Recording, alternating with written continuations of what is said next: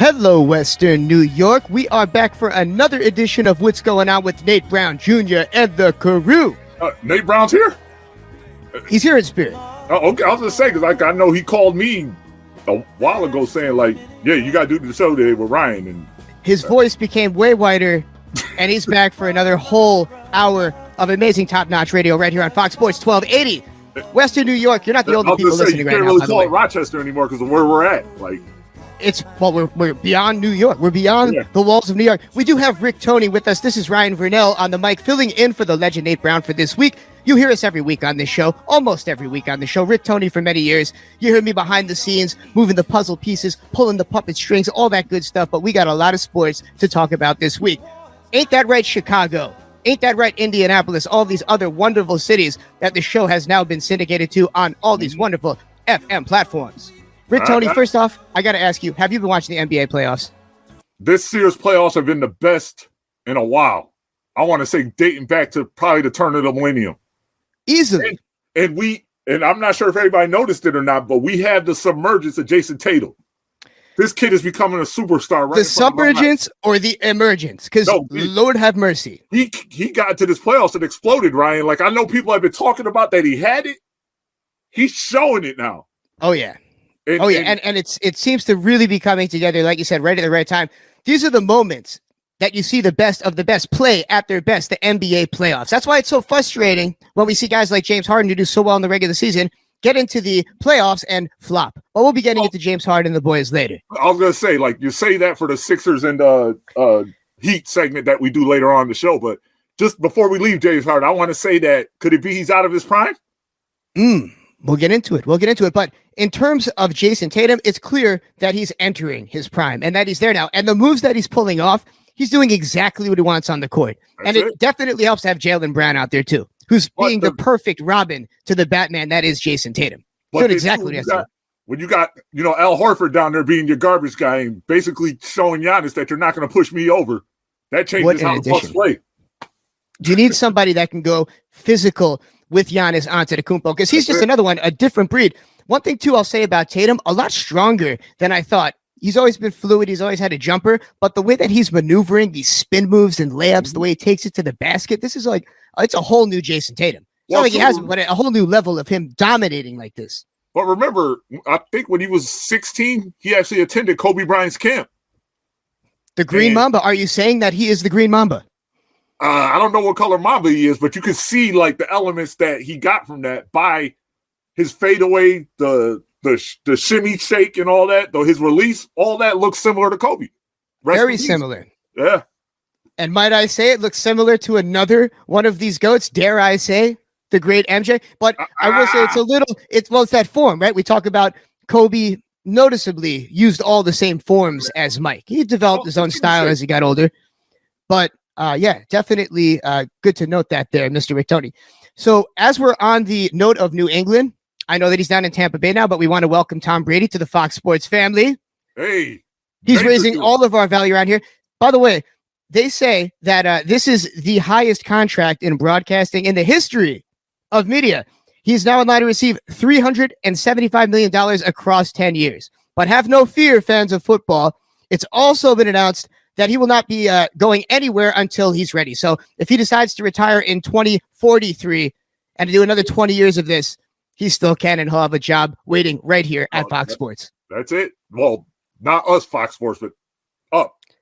The ups. We're like kind of like we're like a hair of Fox Sports, Sports Radio 1280. But I still like to consider us part of the deal. It's a big machine. You know what I'm saying? These guys are listening. Like we're in the chain, but we couldn't afford to bank that $375 to pay him. So, well, maybe they could afford to pay us at least, I don't know, $3.75 million one day, right? If they can break that off for the GOAT, who knows? That's the point, though. Is stocks are up around here. That's it. And we're growing. But it's a beautiful thing. That's it. And absolutely, though, when it comes to the Boston Celtics, I got them still in the series. They're going to close it out later. So you think that the Celtics are going to dethrone last year's NBA champs? If they would have closed game 5 better, Milwaukee would already be gone. For some reason, they blew it in like the last 3 minutes of game 5. Like, they stopped playing the way they were playing that was working so well for them the entire game. And even me, I'm sitting there looking at my TV saying things I can't say on Fox. Yeah, no, definitely a bit of a collapse during that game. Yeah. And when you look at the last game, it was pretty neck and neck. But one thing that stands out is the Bucks just aren't as a complete team as they were last year. There's no Chris Middleton. Injuries are getting to these guys. It's Giannis Antetokounmpo dominating play after play, forcing baskets. So I don't know how you can possibly sustain it. They did win the finals last year that way, but they did have Chris Middleton. That's why they had Chris Middleton to kind of take the ease off of Giannis. Like, it wasn't like, basically now without Chris Middleton, you know the end result of the play is going to be Giannis is going to get the balls in some fashion, and whatever they do with it is going to go through Giannis. So that's where I think, like, Boston having the artillery to kind of size him up, bully him a little bit, and show that, yeah, you're huge and muscular and everything, but Jason Tatum is going to slow you down coming down the court. And then we send Robert Williams after you to kind of bump you as you set up your shot. Then as you move into the paint, here's Al Horford. Boston is equipped to handle this team, being that there's no Chris Middleton now to be that secondary scorer. So if you are Coach Budenholzer going into this game, what adjustments do you make to prevent that from happening? I would honestly run something similar to what Phil Jackson ran around Shaq, to where Giannis, I know they don't play like this anymore, but your position in this game 7 is you go in the paint, let us get you the ball, and you dominate down there. But the game isn't played like that anymore. I'm not sure if Milwaukee has the personnel to play like that. And the physicality, it's a wear and tear. There's only so many times that you can keep taking it to the rim like this. Yeah. These guys are going to beat and batter you. And if you see the way they're calling flagrant fouls right now, that's even absurd, because you got to let these guys play. It's the playoffs. They're willing to put it all out there on the court. And I don't think people are used to this type of style of basketball, seeing guys push it in like this. Even when you're watching the other night's game with the Mavs and the Suns. Yeah, the Suns are just playing big boy basketball. It's the only way they stand a chance. But we'll be getting into that later as well. I think that you might, I hope you're wrong, because I've made a prediction at the very beginning of this year saying that the Bucks were not only going to win the NBA Finals this year, but next year's Finals as well. I was not taking injuries into account. You got the Bucks going 3 in a row. 3 in a row. I really think Giannis is that good. I think that he is that dominant, and he is in control on the floor that much. I mean, just look at his stat line the other night. Well, what do you have? It was a triple-double, wasn't it? It was, I want to say, 45 points, 14 rebounds, 14 some insane amount of everything around the board. And it's the eye test. It's just watching this guy out there. There's just nobody that can stop him. You know, we could say we can throw Robert Williams at him and all these other big guys, but at the end of the day, he still finds a way to get it done. Well, he's bigger than everybody. But the thing is like, if you see how Boston's maintaining it, like, Giannis just can't go. Like, once he crosses center court, they're ready for him. They start to push him back. They start to slow him down, and they start to throw their arms up. Yep. And things like that, I can tell frustrate Giannis, because he doesn't have Middleton right now as that secondary scorer, to where, okay, I'm getting bullied right here. I'm going to pitch it out to him. He's going to land the shot. Milwaukee doesn't have another player like that. Oh, once Giannis has the ball, end all be all. Either he's going to shoot it or he's going to set up the player that does score the basket. Exactly. So I think at this point, everybody's asking the question, where does Jason Tatum rank amongst the best players in the NBA? I mean, it always gets me when they give the MVP to someone that's not the best player in the NBA. I think they should make a new award for the best player in the NBA, if you ask me. No, I wouldn't even say Embiid. I'd say Giannis got robbed. I still think Giannis is the best player in the NBA. He is, but you can't give the MVP to the best player every year. We saw that with Michael. But why not? If they're the most valuable player, why can't they be the MVP every year? It doesn't make sense. I understand the idea of MVP is the most valuable person to that team, but if it's the best player in the NBA and the second best player isn't anywhere close to him, as we're seeing right now, even Middleton's not anywhere close to what we see with Antetokounmpo. I just feel like he's for sure the MVP. Well, and no offense to Jokic. No, he's absolutely the best player on earth. When they say he's the best player in the world, I don't deny that at all. Because if you put him in any other country, in any other basketball league, he's going to destroy them. Like, oh yeah, won't even be fair. Foreign players come to America to make the money, but you got to know that the American NBA's version of professional basketball, as far as the pay structure and the way these players from globally come together to create this league, is the best on earth. For sure. I know that Luka might not think so. And a lot of these guys say that there are some leagues overseas now that are just getting better and better. And if you look, the past few MVPs have been from other countries. Well, was it Jokic and then Antetokounmpo, and they're the last four, right? I want to say. Well, we're going to go to a quick break, but really quick, we have to answer that question. I want you to answer it, Rick Tony, because you've been watching these games intensely. Where does Jason Tatum rank amongst the best players in the NBA today? Top three. Top three. That's a hot take. That's a hot take. So who are your top three players then before we go to break? I'll say Giannis, Tatum, and I know a lot of people are going to disagree with me, but I'm Rick Tony, and I need that. Jimmy Butler. Wow, so your top three are very controversial there. So you're saying that they're better than LeBron James? LeBron James, to me, is no longer scary. Better than Luka Doncic? Luka needs to work on his defense. So you think Tatum is better than Luka? This is a hot take. We're going to get into this. We can't just leave it at this. Tatum plays defense. Luka does it. He's built like a horse.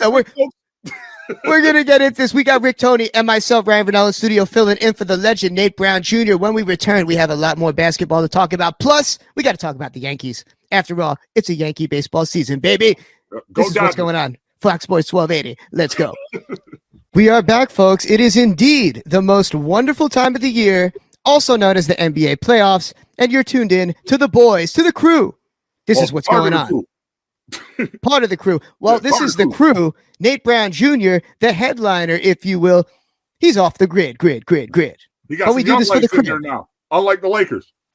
That's right.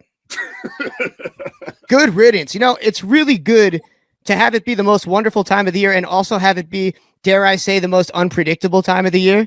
For the first time in a long time, we don't know who the NBA Finals and being that Durant is gone, eliminated, LeBron's not there, didn't qualify.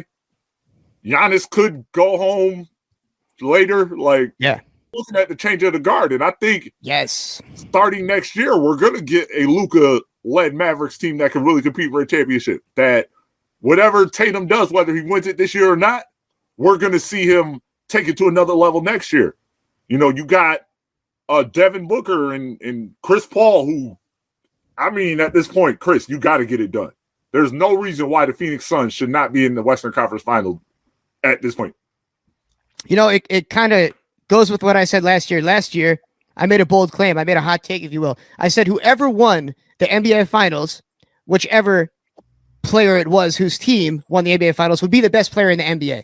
Mm-hmm. And back then it was between Giannis Antetokounmpo, LeBron James, Devin Booker, Kevin Durant. You can name these guys. Joel Embiid, Nikola Jokic. Whoever it was that won the finals was going to be determined to be the best player in the NBA. Going into this NBA Finals, it looks like it might be the case again. Because you say Luka might not or will be ready next year, but he could very well be ready this year. I mean, this Luka-led team seems to be stepping up to the plate, taking last year's Western Conference champion to 7 games is a feat in itself.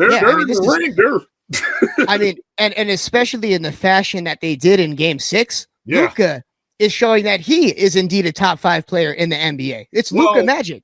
And if he can develop his defensive game, he'd be complete.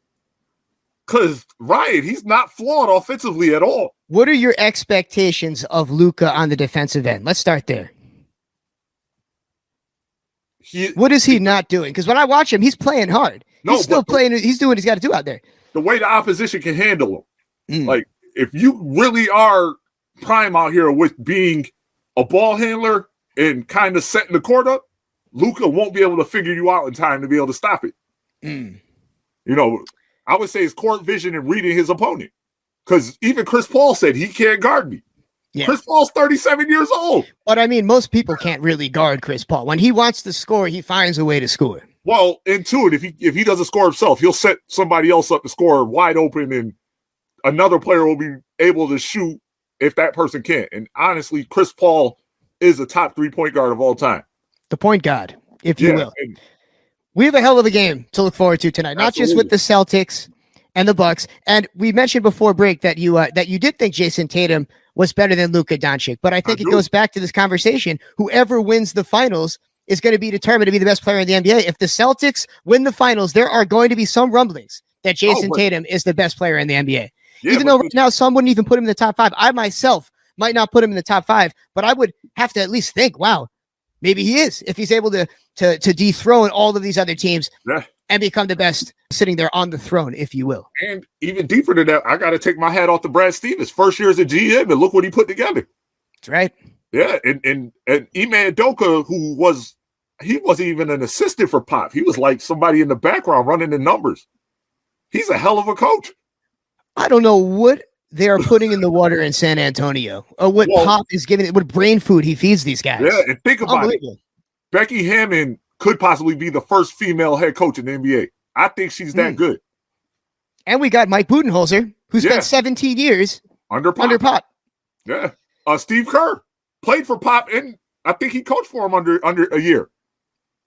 It really is unbelievable. And also, I don't know if we're talking to Warriors this segment, but apparently Memphis pissed them off. Oh, yeah. Oh, put the boot on their necks. We're going to get into that.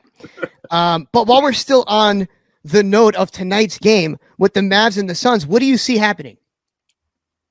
The Suns are going to close it out. It'll be close the first half. The second half, it explodes. I say Ayton puts in 25, but has a monster game on the boards.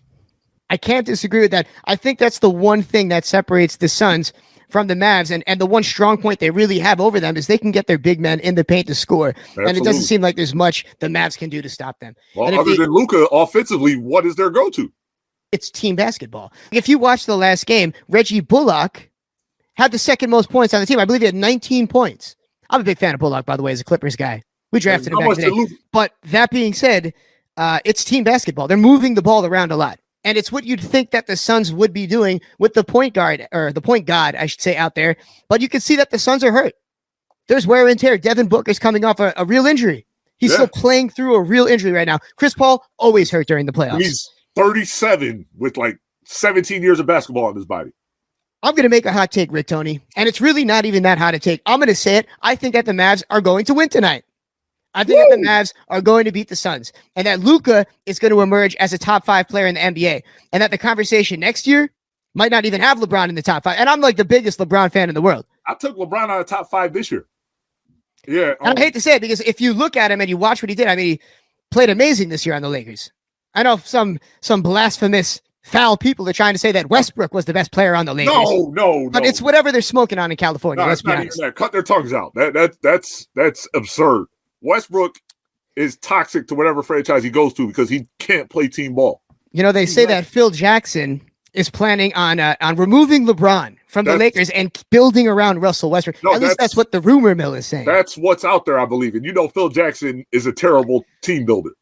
A mastermind is a coach, but when you saw what he did as GM with the Knicks, I think his head got big from what he did as a coach, and he thought that coming in there and building a team was easy, but he never had that responsibility. Think about it. It was Krause in Chicago, and it was Jerry West in LA. He never had that task. His job was solely to take that great combination of talent that he always ended up with, instill the triangle in them where it's not about them but the ball, and just make it work. And do you know how much acid it took to let Michael Jordan go of his ego? But do you know how many mushrooms and peyote trips it took to get these boys en route for a three-peat? Come on. And Phil Jackson said he was high on LSD for most of his coaching career. His whole life. It explains the Knicks. And once again, I'm not even trying to denounce the man. I think he's a step ahead of us. The man's living in the fifth dimension. But yeah, trading LeBron. But maybe what he's trying to do can't be ran by LeBron James. What do you think, folks? You know, the best part about this show is that we don't want you guys to call it. We want you to interact with us on social media. This is a 24/7 interaction. We're on Instagram at what's going on _Fox Sports. Let us know what you think. Or hit me directly. Rick Tony Show. Google it. Google it. The Rick Tony Show. That's it. There's a lot to talk about. We've made our predictions for tonight's games. We have more to talk about. There's a controversial MVP pick. I don't know why it's so controversial. I think that the Joker is that great. But let us know what you think. Like we said, we're on Instagram. We're on Facebook. Look up what's going on Fox Sports. We will pop right up. This is Ryan Vernell. Rick Tony is with me in studio or virtually. I guess that's how it is now. Studio. We here. This is Fox Sports 1280.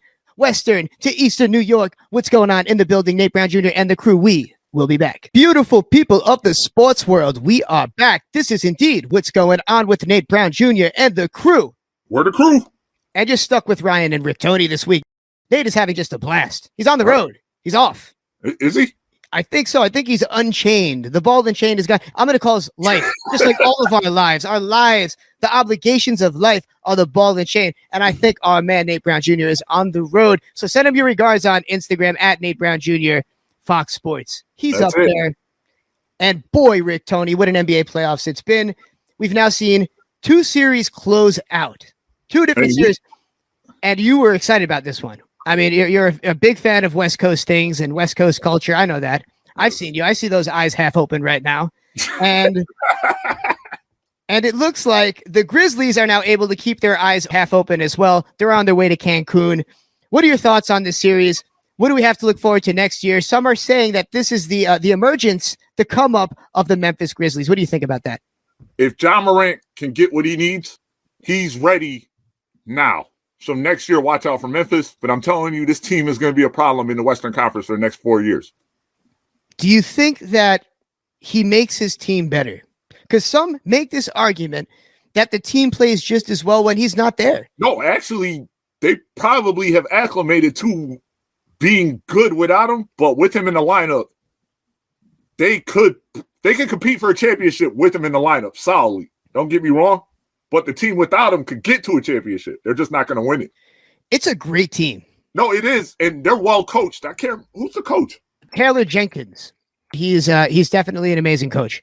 And it goes to show you, once again, what a great coach can do. And there's a lot of great coaches now in the NBA. Let me add that. There's a lot of teams that people look at on paper, and they don't expect them to get as far as they do. And to me, that's great coaching. That's great adjustments being made, especially when they lose their superstar, a guy like John Morant. I think it's kind of silly to say that the Grizzlies are better without John Morant, but clearly they can still figure it out. And I'm going to say that's because of the coach. Absolutely. Now, some people go as far to say that John Morant is Westbrook 2.0 and that his play style actually hinders the team, that he makes it too much about himself. After looking at what you saw in the NBA playoffs, do you think this is true, or should these haters just keep on hating? Well, everybody's saying that John Morant is a bigger Allen Iverson. I disagree. To me, John Morant is Derrick Rose the year he won the MVP. And they know that. That's why you got to take care of him. You cannot leave him on a team without a second. Like, teams are afraid of other teams that have, their go-to guy, but have another guy like to be the Pippen. They had a Desmond Bain. They do have Desmond Bain over there. But do you fear him? That's the question. You fear John Morant. You know John coming at you is not going to go good if he gets too far. But after one season of an emergence, we've seen Desmond Bain after 1 year of really emerging. Last year he was good too. Yeah. But I feel like maybe next year he could make more of a name for himself. Plus, John does tend to get hurt sometimes. So he leaves room for another player to step up. And two, you got to know how much of being that number 2 guy benefits that guy. Because, look at all the great number 2s. Like, you had the Pippen to the Jordan. You got the Kobe to the Shaq. You got the Wade to the LeBron. Like, that Robin role could be a great thing if you know what your job is. And he might even have more of a super friends around him than a Robin. When you look at guys like Dylan Brooks and Jaren Jackson Jr., I feel like we're kind of shorthanding some of the guys that have been there and were drafted there and developed there. It really is a great organization. No, and two, honestly, this shows you that LeBron creating the whole concept of you need a super team to win the championship was bad for the league. Because all these teams now who have built through the draft are running for it, and LeBron's not there. So what's that show you? And then it proves, folks, that you cannot build a team without young legs. Yeah. I mean, this is why nobody ever, at least in the TV era, has said, I'm going to put a whole veteran team together and we're going to run and go win it all. You're right. I mean, you can see it. It's a long season. It's an 82-game season. Then a 16-game playoffs, and you're getting your ass whooped in the playoffs. It's a lot. It is definitely a lot, and we're seeing it. Like we just mentioned on the last segment, you see it in the Suns right now. The wear and tear is real. Absolutely. So in terms of this series with the Warriors and the Grizzlies, do you think that the Warriors are the number one favorites to win the finals this year, considering their experience, considering how the gears are just moving right now? We're seeing Steph Curry play out of his mind. We're seeing Klay Thompson. After what I saw Game 6, the Warriors are scary as hell. And honestly, I don't think Phoenix will win more than a game if they come into this Warriors series, if they can beat the Mavericks. If Phoenix gets to this next round thinking that the Warriors aren't about to come in there meaning business, it's going to be ugly for them. It'll go 5 games. Yeah, I mean, if the gears are rolling, there's just so many people over there that can score, do what they got to do. We got Andrew Wiggins assimilating into it. I still can't get over how great Wiggins is, how he just went over there and fit like a glove to the system that they had, replacing Iguodala and doing exactly what he had to. And then the thing about Wiggins is that they gave up on him in Minnesota. Because his mentality, he's not a number one, even a number 2 guy, but he plays his role perfectly within that Warriors organization. You tell him, like, Andrew, you might not get the ball first, you might not get it second, but when you get it, here's what you do with it. And look what Steve Kerr did. Also, Steve Kerr hasn't been coaching the last 2 games, and you definitely see it. That is true. Mike Brown to me is not a head coach, and yeah, you definitely see the absence of Steve Kerr, even though they did manage to eliminate Memphis. Yeah, and I think Mike Brown was just hired by Sacramento, wasn't he? That's right. He's going downstate or upstate.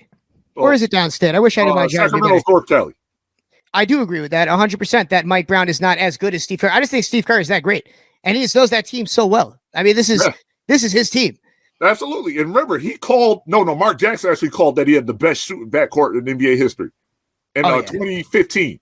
And I remember when he said that, I'm like, well, we don't know yet. No, he absolutely has the best shooting backcourt in NBA history. Oh, yeah. And then if you add Jordan Poole to that now, that's a 3-headed monster. It's a hydra. It's a literal basketball hydra.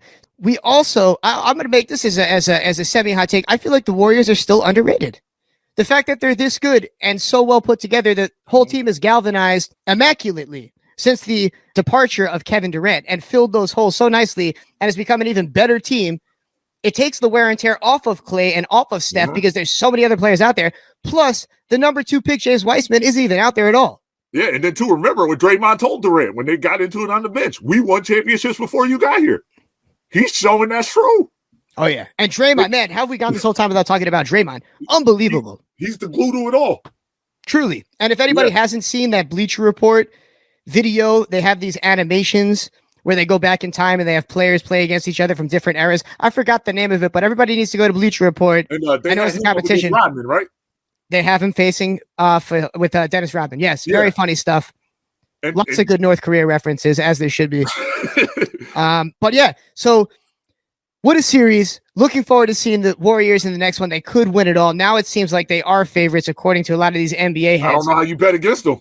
It's hard to. It's really hard to. But before we go to a break, really quick, we also saw another series close out. The Heat and the Sixers finally came to an end, and it's not looking good for James Harden. We brought this up earlier. What are your thoughts on James Harden? Do you sign him to a max contract? If you're the 76ers and you're Daryl Morey right now, what do you do with James Harden? No, you basically sit him down and say, look, James, I'm going to bring you in for 3 years with the first year only guaranteed. Ooh, that's a rough one. From his pal, Daryl Morey? From his no, but you know, his soulmate? All that is, if they do fire Doc Rivers, which could still happen, they're going to bring in Mike D'Antoni. James Harden will flourish under Mike D'Antoni. Other than that, he's cooked. So what do you think about Doc Rivers at this point? You say that Doc Rivers might be gone. He's a good head coach, but I don't think he has it in him to bring it out of the young players. Maybe the league has grown past him. It's a take I haven't heard yet. Maybe the league has just outgrown Doc Rivers. I mean, when he was younger, he did great with young teams. I mean, look what he did with the Magic back in the day. Yeah, he took a Magic team with Tracy McGrady and a bunch of guys, and I don't know what seed they finished in, but they ran mugshot on Eastern Conference until they ran into Detroit. And had they had Grant Hill, had he not gotten hurt, that team would have been amazing, unbelievable. Absolutely. But yeah, a lot of stuff to finish up here with baseball, especially what's going on without baseball, especially without the New York Yankees. You know, Nate loves the New York Yankees. No, he's a Mets fan. It's the New York Yankees. This is finally our excuse to talk about the best team in franchise history. That's right, the history of all franchises, including McDonald's and food franchises. The New York Yankees, the greatest, the numero uno. This is what's going on. over the Cowboys. If you ask Jerry Jones, oh Cowboys, my God. if you're a Cowboys fan, he'll grant your wishes. And how about them Cowboys? They're going to win it all. Exactly. Just lies. Just illusions and lies. All of you Cowboys fans. This is what's going on. This is Ryan Vernell. Rick Tony is with me. Nate Brown will be back next week. Fox Sports 1280 Western New York. We're out here, baby. All right. We'll be back. New York, it doesn't matter where we are in this wonderful state. I think we can all agree on one thing. The New York Yankees are the greatest franchise in the history of mankind. This is what's going on with Nate Brown Jr. and the crew. Ryan Vernell is on mic. Pinstripes on my back. And for good reason. Ain't that right, Rick Tony? Well, coming from a Dodger fan, no.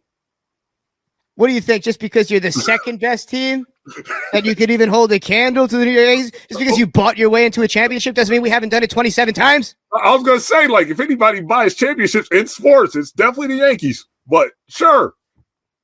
And if the Mets win it this year, you can add them to the list. Well, they were the other New York City franchise that could have did it. They were just incompetently ran, so we don't know.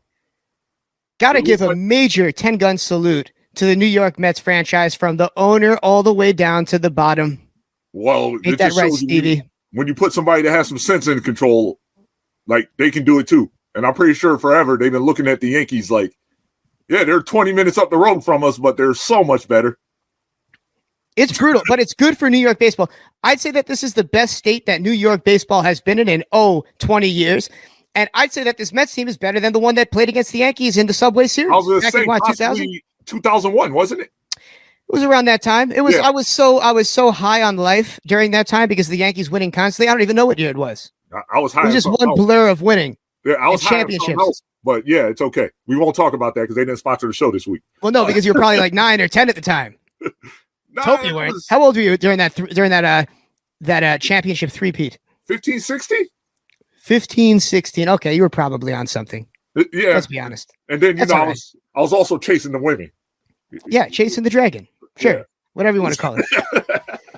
But honestly, as for what could come from New York City baseball, and could we get another Subway Series this year? It's possible. It would be a very expensive Subway Series. Well, you look at all the money that's thrown into baseball and how they would sell it. It'd be insane. But it had really bad ratings. I will say that the Subway Series had some really bad ratings, worse than you'd expect. When it was two New York teams, the rest of the world seems to hate New York, or at least the rest of the country. Well, they weren't as excited as we were. It's because we always buy what we want. Yeah, because we always win. No, the thing is, everybody wants to be here except for the Knicks. Nobody wants to play for the Knicks. I noticed that when I went to see them the end of March when they played the Bulls. And I was in a section where everybody had a Knicks jersey, but they were all booing the Knicks. I didn't get it.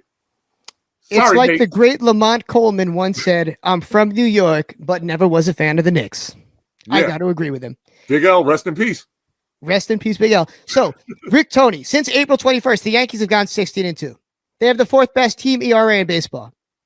They have the best offense, and it's not even close. Mm-hmm.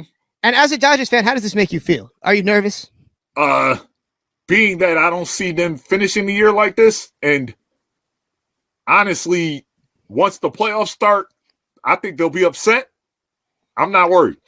It hurts to hear you say that. No, I'm not a Yankee fan. But I don't feel fear. It hurts, but I don't feel fear. This is only week 6, right? But we have a double-headed monster. We have the new age Bash brothers. Yeah. I think it's clear that Aaron Judge is playing for his contract. I think it's clear that he wants to be a Yankee. And I think that we might be looking at a new era that we've been waiting for years to finally be ushered in. I remember 3-4 years ago, we sat as Yankee fans thinking to ourselves, wow, it's really time for another dynasty. We were that good. And we had a couple disappointing years after. What's the number he's asking for that he's not getting? I can't even give you it was like, what, 356 million? Something that's just a little bit too high. Something that would make him the most highly paid player in baseball, which he should be at this point. After watching what he's doing this year and how he's leading the locker room to the position that they're in, I've never seen a New York Yankees team with such a high chemistry in such a long time. Aaron Boone is doing exactly what he needs to do as the coach. Even when Darryl Strawberry was there? I mean, look, I'm sure it was a lot of fun behind the scenes when Darryl Strawberry was there. I'm sure you would have liked it a lot. Both of us would have liked that. Yeah. I heard there was a lot of women in the dugout. It was dug in in the dugout. That's for sure. Also, bringing it back to the Mets really quick, this competition is great for both teams. I just absolutely. don't see this being a bad thing. I feel like both New York teams are playing better because even though they're in, obviously different leagues, there's still that competition, and they still hear the talk of the sports media here in New York. Yeah, and I've heard, being that I've now traveled to all these different sports cities, the New York market is where everybody wants to be because of the attention you get. Like, you play for a New York City franchise, you're on TV. There's no question of that. Like, the biggest publications come from New York. Yeah. From the Times to the Post, the biggest sports shows, some of which I can't even name because they're not on Fox Sports Radio. I was going to say they're not affiliated with us, but yeah, big time sports shows. It's just good all around for New York sports, except for us listeners. Because even though I might be on the radio, I still listen, and it is fun to hear people complain sometimes. Sometimes it gets a little boring, but there's just not enough complaining. I don't even know what's going on. It's almost weird hearing New York sports be so positive about their baseball teams. And also, they're saying the Buffalo Bills might be the best team in football this year. I've never heard that in my life. What do you think about it? I mean, it just doesn't. I understand, but they do have, a lot of changes. They have got a new offensive coordinator going into this year. Yeah, they got Von Miller, who he knows how to win. There's just no question that you add Von Miller to your team, you are now playing for a Super Bowl. It's a big contract, though. On a different note, as we kind of lean into football a little bit, I still don't know how I feel about that Von Miller contract. Well, it'll all pan out after this year. That's why I say, like, this year they have to get it done. They don't have time to figure it out. While they have what they have before they got to start paying Josh Allen, before Stephon Diggs' contract extension kicks in. And then they're like trying to, point here and there to manage their books. They got to get it done. They got to go all in like the Rams did. Shout out, world champs. But, yeah, and I think the Rams showed everybody that draft picks and everything don't matter if you really have the capability to go for it. Yeah. Yeah, I mean, if you can build a super team at football, that might work in 1 year. Unlike a lot of these basketball teams that we mention all the time on the show, these super teams, you give LeBron all this flack, there's a 35% chance that it works after 2 years or 3 years. Yeah. The fact that the Rams got it done last year, general managers in the NFL are going to be moving differently now. No, and that's the thing. Like, they showed that first and second round picks don't matter. Because I don't think the Rams have a first or second round pick for the next 35 years. Yeah. they do a good job with their, and it paid off. And it also takes a good head coach or a great head coach and then a good front office knowing who to draft in these later rounds, because you can find stars in these later rounds. There's so many. As a matter of fact, I read it earlier this year. I want to say 52%. It was 52 to 58% of the players in the NFL go undrafted. And that just speaks volumes. Yeah, but then they enter those pools where the teams trying to fill out their rosters now see them beyond what that time they got the combine. Remember, when it comes to the combine, you're on their time. But once the combine's over and all that footage is out there and the team sees that, they can bring you in and work you out forever. And maybe you fit. A lot to think about. Yeah. If you're one of these young players. So in terms of the Bills, what do you think, though? Do you think that they're the best team in the NFL? And let's put the bias to the side here, Rick Tony. Nah, I still got to say it's Kansas City in the AFC. Even though they have all new wide receivers over there. They got rid of Pat Mahomes. Veterans. You have Pat Mahomes, and Pat Mahomes can throw to me or you, and we're going to win the Super Bowl. Well, don't go that far. No, I'm pretty sure. That man's can barely even hold a football at this point. Come on. Hey, I got partial arthritis in this one, and I can probably, if I got Pat Mahomes throwing to me, we'd at least make the conference championship. The man's incredible. I'll give him that. Although we did see for the first time this year that he is not Superman. I mean, there were some times when we were watching him in the playoffs. We were like, that wouldn't have been the right move. He could have done something a little bit different. I think we saw some. That second half collapse against Cincinnati, too, but I think that happened because Kansas City's been there the last 4 years. It's a lot. We talk about wear and tear. It's a lot. Yeah. And if anybody saw the Four Falls of Buffalo documentary, they explained it. They said, like, by the time that fourth year came, they made the Super Bowl, but their bodies were not there. And that's why they got pummeled. We got to bring some of those guys on. We need to bring on. I'll call my Marv Levy guy. We'll see what we can do. Call the guy. We need a guy. If anyone out there is part of that historic Bills run and you're still in Western New York and you're still listening, we'd love to have you on and pick your brain. That's it. And like I said, I got a guy who did a contract autograph signing with Marv Levy at a bar here in Rochester a couple years back. I'll get in touch with him, see who can get me. So Make the call. Pull the strings. We have that in the works, folks. Stay tuned. This week, unfortunately, is coming to an end, but guess what? It keeps going 24/7. We're round the clock on all social medias. We're on the internet. We're on the main radio, airing more content. We're on all of these wonderful FM stations, which are listed out somewhere on the internet. And, You gotta ask me for that. Don't forget about social media. We're all over there. Most important, what's going on _Fox Sports. It gives you a link to everything. Big shouts to all of the wonderful people that listen to us every week. You are so much appreciated. And we're going to be providing you with more content, like we said. So keep on tuning in. That's it. And really quick, on the 21st, this coming Saturday, I'm going to be in Brooklyn at Vibe Studio. I'm going to be rocking with Biggie Smalls' family, the Notorious B.I.G. It's his 50th birthday party, and he will be there in spirit, along with Lil C's, DJ Enough, and many others. So if you're listening in the Western New York area, or you're listening on the internet, you want to have a good time in New York, find me there. It's going down. Shouts to the lovely Flo for putting this all together. And happy birthday, Biggie, even though it's a little bit early. Hey, and shouts out to Nate Brown. Get back safe wherever you are. Nate, we'll see you next week. Everybody follow Nate Brown on Instagram. We need to get the head honchos following up. So prove to him that you're going to follow him to the gates of hell like we are at Nate Brown, Fox Sports on all social medias. This is Ryan Vernell and Rick Tony signing out. It's been a hell of a week, folks. Thank you for joining us. We'll be back at the same time next week. In the meantime, follow me on Instagram at The Ryan Show. I've got a lot more broadcasting going on. Follow Rick Tony on all his handles. We'll be back at the same time next week, folks. NBA playoffs are on the horizon. See you there.